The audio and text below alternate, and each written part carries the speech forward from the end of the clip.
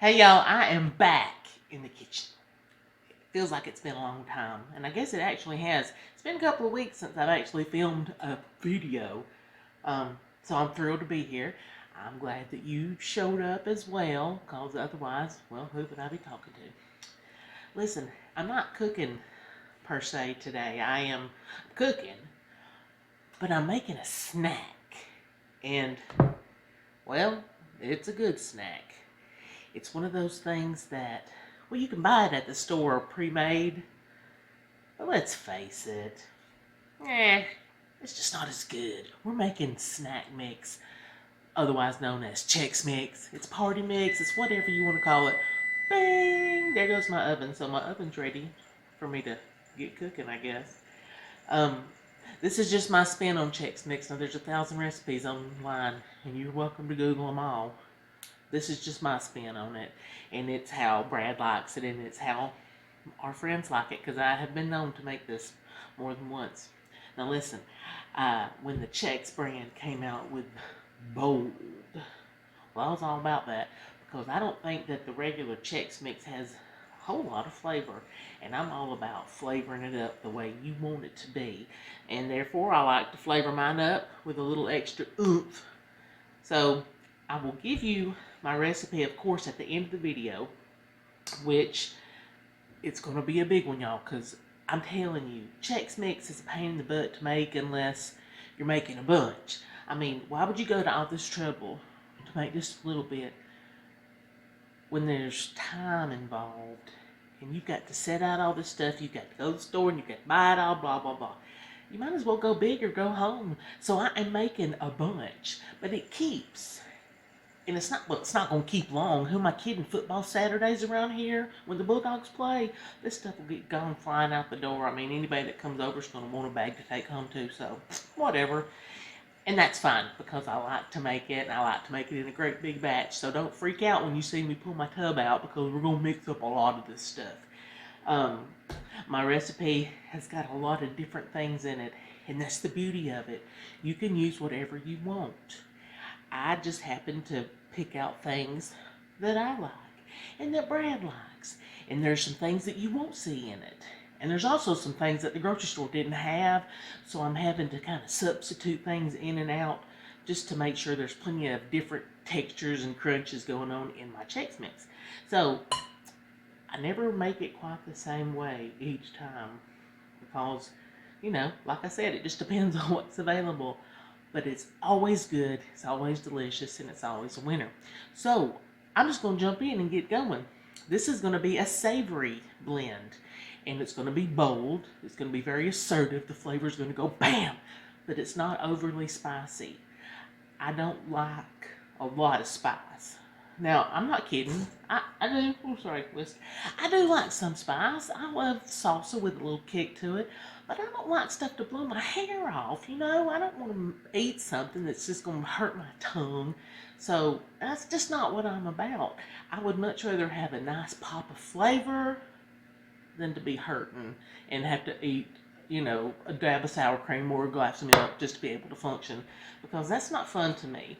But if that's your jam, if that's the way you like to have your Chex Mix or whatever it is you're fixing, then by all means you can substitute. I don't use Tabasco sauce or sriracha or any of that crazy stuff because it's just too bloody hot for me, and I can't help it. I am a wimp. But my hot sauce of choice to use is this Crystal. I don't know why. It's got flavor, and it is a little zingy, but it's not painful zingy. And so this is just my preference. Like I said, you use what you want. But I was just telling you that up front, that my Chex Mix is going to be bold and assertive, but it's not going to be overly spicy. So, what my base is starting out with is butter. Hello. You know I love me some dairy. Anyway, for the amount of Chex Mix that I am making, I'm going to be using 2 cups of melted butter. And you see I have melted it a little while ago, and the milk solids have started to separate, and that's fine, it's no big deal. Next up in our Chex Mix is Worcestershire sauce. Now, I don't know that I said it right, and I don't care because I call it what I want to call it, and you can do the same. Anyway, we're going to go with a cup of this stuff. So I'm going to pour it up to the 1 cup mark. And you're going to think that seems like a lot. Well, it is. But you're going to see we're making a lot. So 1 cup of Worcestershire sauce in the butter. And then I'm going to go in with my Crystal hot sauce. And again, don't freak out when you see that I'm using a cup of hot sauce. But Crystal, it's just lovely. And if you've never tried Crystal, it's along the lines of a Texas Pete or a Louisiana or a Red Rooster. This just happens to be the one that I particularly like. So it's the one that I buy. And I like it on chicken wings. I like it. I just like it, whatever. So, but make yourself happy. 1 cup hot sauce. I'm going to hit it with a little bit of soy sauce. You don't have to if you don't want to. I have reduced the amount of, let's see, a regular seasoning salt in this because I don't really like the taste of seasoning salt that much. I mean, I understand it has a place and I know that it's necessary, but this is my Chex Mix and I can do what I want to. So I just like the taste of a little bit of soy. This is 1/4 cup. It's not a bunch of soy for this great big batch, but it's enough. So I've got my wet ingredients going on. See this? I'm just going to whisk it up a little bit. Everything together. So now we're going in with our dry ingredients. I've measured these out earlier, so I'm ready to go. This is a heaping tablespoon of paprika. This is 2 tablespoons of seasoning salt. I've got 2 tablespoons of Greek seasoning, which I'll come back to that in a minute. This is a great big heaping tablespoon of garlic powder, a heaping tablespoon of onion powder, and that's just about a teaspoon of black pepper. You can use whatever you want so far as pepper goes. If you want to jazz it up, you can put more pepper. If you want to put some cayenne in there, knock yourself out. I don't care what you do. It's going to be fabulous. It doesn't matter. Back to this Greek seasoning. Here it is. It's called Cavender's All-Purpose Greek. I put this on a lot of things because it is just a very nice mix of herbs and salt and pepper. It's got garlic, it's got onion, it's got tons of crap in here that it just works. I love it. And it doesn't make it taste like Greek food. Not that there's a thing wrong with Greek food. But this is just a nice all-purpose seasoning. And so I like it and I'm using it. And I'm being very generous with it. That's 2 tablespoons. So it's going straight in the bucket. And I'm going to mix it up. See? And it makes a nice dark color. And seriously, I just stir everything up. And I'm going to set this to the side so that the dry ingredients can, bloom. This is the best word to come to mind. It's just going to soak up that liquid and the flavor is going to intensify and pop. Go on where it sits. And so that's what we want. I'm going to set this to the side and then we're going to start mixing our crunchies. Now, I told you that I don't mess around when it comes to making Chex Mix. Let me put this back here. I'm making a bunch. And this is my tub that I make it in. I'm not kidding. Let's see. There we go. Now, this is a big old tote that I bought at the dollar store.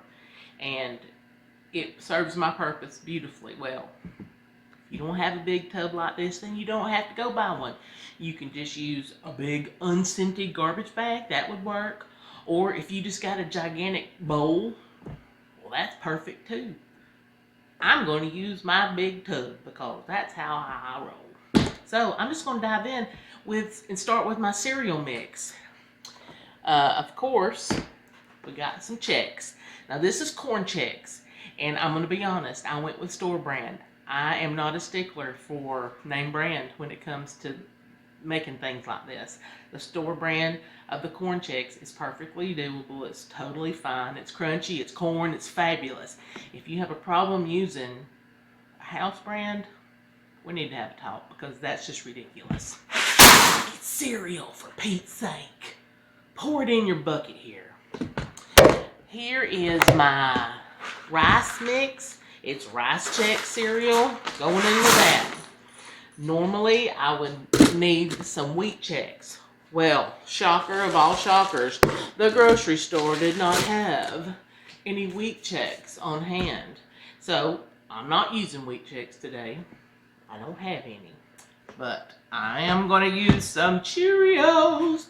These are Walmart brand Cheerios. Unflavored, no sugar, anything. Just plain. If you wanted to get a different flavor profile, of course you could use some sweetened cereal, and that would be fabulous. If you wanted to have that salty sweet mix going on, there's not going to be hardly anything sweet in my batch, but I see the beauty of adding a sugared cereal or even a fruit. Like you could put raisins, you could put cranberries, you could put, well, heck, you could put chocolate covered raisins, you could put candies, you could put M&Ms in here, you could put chocolate covered peanuts. You could just go crazy. It would be lovely. You might want to scale back some on the savory aspect. Don't use quite so much of the Worcestershire or the soy or hot sauce. And you might actually want to even go with, I don't know, you could use some honey, or you could use some molasses. That might be nice. Or maple syrup. That would be delicious. I'm just, I'm not doing a sweet today, but maybe in the future I'll make the sweet one. Maybe toward Christmas I'll put together a sweet batch so you can see what I'm talking about. Now, I have, these are, well, they're cheese nips, but they're not really. They're house brand. This is a white cheddar cheese cracker. This is the regular yellow cheddar cheese cracker. A whole pack of each, so in my bucket. And then I'm going in with a whole bag of these slender pretzels. They're extra crunchy and they're fabulous. House brand again. I'm telling y'all, it's not that I'm cheap. I'm just thrifty. There's no need to spend money when you don't have to spend extra. House brand doesn't make a big difference in this. It's going to be delightful. In go my pretzels. Now, Brad loves these. These are garlic rye little bread things. They're not my favorite, but concessions in life. This is one. Brad loves it, so I put them in here. This is a whole stinking bag of garlic rye chips. They make him happy, so they make me happy. Now, I love these, and I just had a few, so it's like 2 cups. But they're these little pretzel balls, Hanover, Snyder's, or whatever. They make these things, and they're just little puffy, crunchy. Oh, they're great. I'm just going to put what I have in there because I just want crunch. It's going to be great. Now, you think that I'm going willy-nilly on the measurements here, and I'm not. I really do have things measured out. But it's not an exact science here. We're guesstimating because it's fine. Trust me. Anyway, I had this left over from when I made a batch of this last time. I didn't make quite as big a batch as I'm making right now. So I've got more of the plain Cheerios, corn Chex. Here's some wheat Chex, and then the rice Chex. There's probably 2 cups of the wheat Chex, so in they go. Look at that. I'm like a serial killer. Look at this. I'm not really a serial killer. Get it? Cereal. Anyway, that made me laugh. I am just going to stir this up. Now, if you wanted, it's loud. If this is, makes you happy, then you can stop with this and use this selection of crunchy tidbits and then just add your nuts and stuff. You know me. I can't be normal. I can't stop. I got to kick it up a notch. And so I have a I've purchased a few other things that I'm going to throw in here, and Brad's going to laugh when he comes across a few of these things, but I don't care. I wanted to see what happens. Well, I knew it was going to be delicious, and so I'm doing it. Hello, whatever. Go big, go home. Here we go. Whew. I have got, I almost lost my sunflower seeds. I'm going to put this down right here. Move stuff over. This is about 5 cups of bugles in the pool. Because I love bugles. I think they're fabulous. It's just a corn chip thing, but it's baked and they're fabulous. I'm also using corn chips. Look, these are Fritos. In the pool. No laughing. I love wonton strips. You can put them in your salad, or you get them at the Chinese restaurant when they put them on the table, or even those little chow mein noodles. They're crunchy. They're a neutral flavor. They're great. We're putting a bag of these in because I had them in the kitchen and I want them. So I put them in there. A bag of goldfish. Oh! These are Flavor Blast Extra Chip goldfish. You could use off-brand if you wanted to. This is just what I had. So, that's pretty much going to be the base of our crunch factor. I'm going to kind of stir it up a little bit. Just to, move everybody around. If you could think of something else to go in here, by all means put it in here. I generally put the little sesame sticks in here, but I couldn't find them anywhere. I went to 3 grocery stores and I couldn't find any sesame sticks, so they're not in here. You could put little potato sticks. You could put, well, it's endless what you could put in your Chex Mix. But just be creative, because this is your blend and you can do what you want to do. Now, here's my peanuts. You gotta have nuts in this. I mean, you just do, unless you have a peanut allergy. And then you better not come to my house because there's peanuts everywhere. That is a whole 1-pound container of salted party peanuts. And then this is left over from when I made it last time. This is some dry roasted peanuts. It's a half a container. So this is a 1 pound, so I'm going in with half a pound because I already used the other half. So those are dry roasted. It's just a different texture, a different flavor profile in the peanut. And here is my sweet component. These are honey roasted peanuts. I think they're great. And they're going to be good in this because they were good in my last batch. So I'm going in with half a container. Like I said, if you think you need more of a sweet profile, flavor-wise, in your Chex Mix, put a couple of these in there. A couple of jars of them. Or you could even put live cereal in here as a sweet component. That would be fabulous. I love live cereal, and it's just sweet enough that it would be a perfect accompaniment to this. Note to self, live cereal. I just thought of that. Golly. Alright, seeds. These are sunflower seeds, and I got a whole container. In with my sunflower seeds. And that's about it. I've got everything in here but the kitchen sink, and I can't fit it in here where I put it. So, it's just time for me to mix this up. Who am I kidding? I'm going to do it the right way. Put the lid on. And then we can shake it up. And then you can shake your booty. So, that's good. It has shaped, well, it's been shaken, and it's moved everything around. Now, things are going to sift down to the bottom. Oh, I forgot something. I forgot my other favorite thing.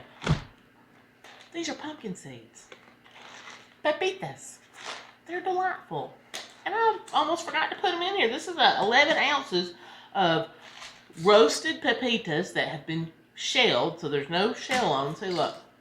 They're delightful. They've got a little bit of salt on them. They're going to be so good in this. Look, okay. In then went the pepitas. Move some stuff around. Get it out of the way here, because I can't work with it. It's just trashed up. Okay. Going back in. Stir this up a little bit. Yes. The nuts will sit down to the bottom and so will the seeds. It's okay. We're just going to mix things up the best way that we possibly can. So, I am taking my liquid mixture here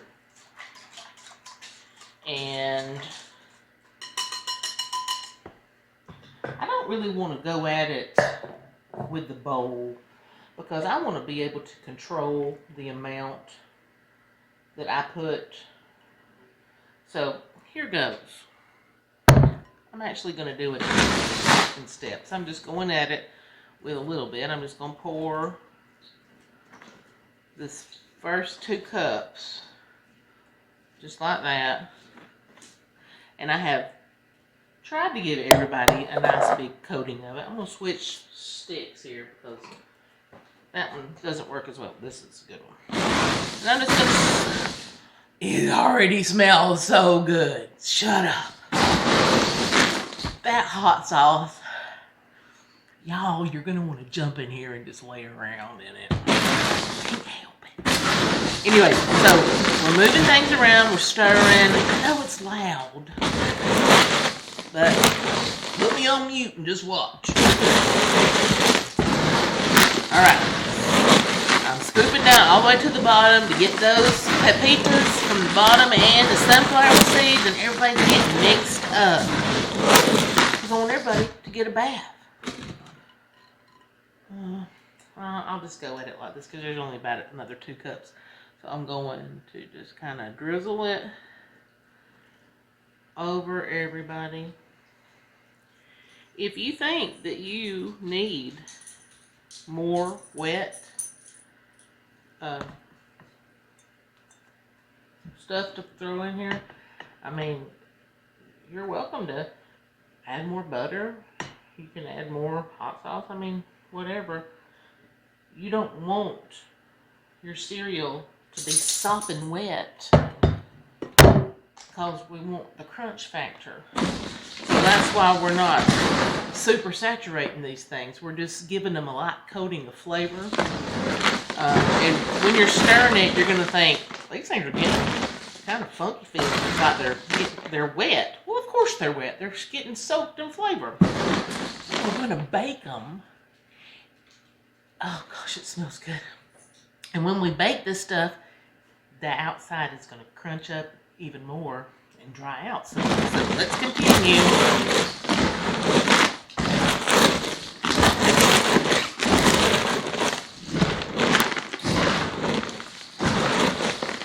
It looks great. Seriously. It smells so stinking good. But I'm not kidding, that hot sauce is kind of making me go, whew, cough a little bit. Just because it's got vinegar in it and it'll get your cough factor going. But when you think that you have got it mixed up sufficiently, that's what we're dealing with, you see? And everything looks pretty incorporated. It feels damp, which that's just what we're looking for. I guess I'd go and give it a taste, even though I know it's going to taste 100 times better when it comes out of the oven. Boom! It's great. That Worcestershire with that hot sauce, it's mighty fine, y'all. It is mighty fine. Now, easiest thing in the world. I'm going to set this to, let's set it right here, just for this time being. I'm going to get me some pans, which I have prepared earlier. These are just my baking dish. They're my baking sheets. And I have got them prepped up just like this with some aluminum foil because my pans are dark. And I don't really want to promote burning. And if you're cooking something in a dark pan, then you have to really kind of cook at a lower temperature. We're cooking at a lower temperature anyway. So, better safe than sorry. I just lined my pans with some aluminum foil. And I'm going in with my trusty measuring cup. And I'm just going to cook this stuff just like this. We don't want it to be piled up. We want it to be in a nice layer that we can, you know, manipulate and move around. Just like that. See that? I'm going to stick this in an oven. Now, the oven is set at 250 degrees. We're basically drying. We're not baking. Because at 250 on convection, in my oven, convection just means that there's a fan moving the hot air around. Things get done a little bit faster in a convection oven. Things are when you're cooking pastries or cake or something, it tends to want to rise up more just because that hot air makes it go low. And that's good. But for this method, nothing's going to rise up, but it's just going to get nice and dry evenly, and I won't have to manipulate it so much. If you don't have a convection oven, that's fine. 250 is your temperature. You're going to spread them out just like this, and then you're going to take a spatula after 20 minutes or so and give it a stir. Now, I'm still going to do that myself, even with my convection oven. I just probably won't have to do it as often as you will, because mine is going to probably dry out a little quicker than somebody who doesn't have a convection oven. So, twiddle-dee, twiddle-dum, whatever. You just make concessions for what you got to work with. So, this is going in the oven for 25 minutes. And I'm going to set my timer. Boom. And then I'm going to just continue to ladle out this stuff on these pans and get it in the oven so that my Chex Mix can get done and we can eat it, and it's going to be delightful. I'll be back.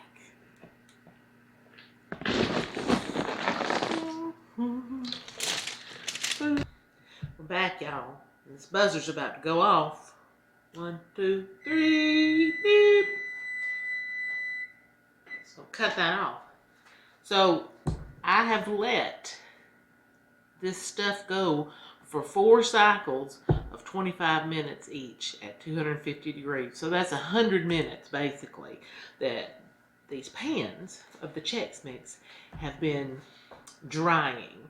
They're not exactly baking because they're not getting hot enough to change a definite color, but we're heating them up to the point that they're drying out. We want to get as much of that moisture out of them as we can, because when we store them, if there's any moisture left, then it's going to be conducive to bad little funky things growing in your Chex Mix. Like, I don't know, some kind of microorganism would set up housekeeping, and then you'd have gut problems, and then you'd just be having a bad day.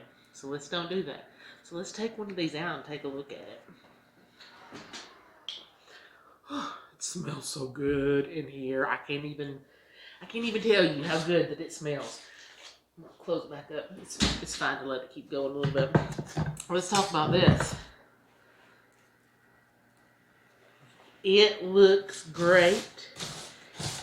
I can tell just by the feel of it through this wooden, whatever this thing is, a flipper, that the moisture content is way down, because it's nice and crunchy, and I can hear it making crunch. Let's feel it. Oh yes. Oh, and the Cheerios have shrunk up a little bit, so that's telling me that a lot of the moisture has already leached out. Well, heck, I think it's done. I wouldn't need to do any more to it. So I'm going to put it in my bucket. Now, I've got my trusty bucket here that I used to mix things in.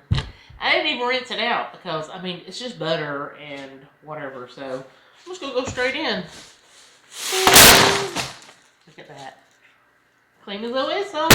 Let's go ahead and get the other 2 out. And we'll do the same thing. This one goes straight in. And then the last one here, straight in the pool. Now that is fabulous, y'all. Now listen, I've got that much more to do. I've got more Chex Mix that needs to go into the oven. But I just wanted to get this finished initially, just so you could see it, because I have to taste it. I have to make sure And it's not poison. Actually, I want to taste it for salt, for seasoning, and for whatever else. So here I'm going in. I'm going to grab a couple of these Chex pieces. Crunch, crunch. It's tasty. It's real good, Clark. That is real good. I mean, it is. It's perfect. It's delightful. It is a yummy, savory, very, very flavorful Chex Mix. If you needed it to be a little more, oomphy, you could put whatever else you wanted to. I mean, I left this sitting here just, on the chance that it would need a little salt. It doesn't really need it, but I'll show you that I'm not scared. See? Boom, boom, boom. Just put a little more seasoning in there. Toss it around.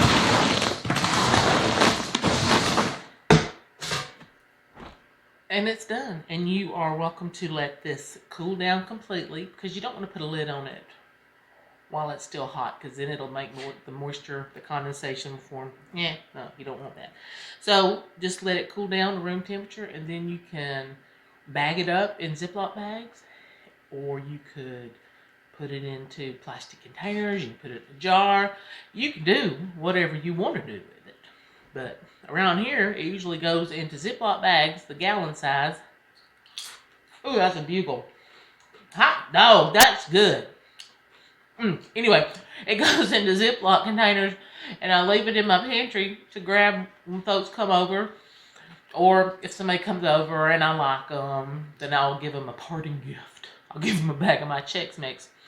Because that's a big deal. Because y'all have seen the effort it takes to make this. So, I know that it seems a little overwhelming with all the ingredients that went into this. But seriously, it's so good. It's so much better than what you get at the store in those stinking bags. So, take the time, make something good, make it the way you want it, and it's going to be fabulous. And I can't wait to hear about it. I hope you come over to jamieteachmetocook.com and leave me a message about it. I do hope you try to make this, because it is not hard. I mean, if you're watching your waistline or you're watching out for your salt intake, do not make this recipe, because, well, hello. Anyway, I hope to see you at my Facebook page, Jamie Teach Me to Cook. And on Pinterest, I'm over there. And you hear Oscar, he's barking at me. So that means it's time for me to go. He's got to go outside. Anyway, I've enjoyed it. I hope you have as well. I look forward to seeing you again soon. Bye, y'all.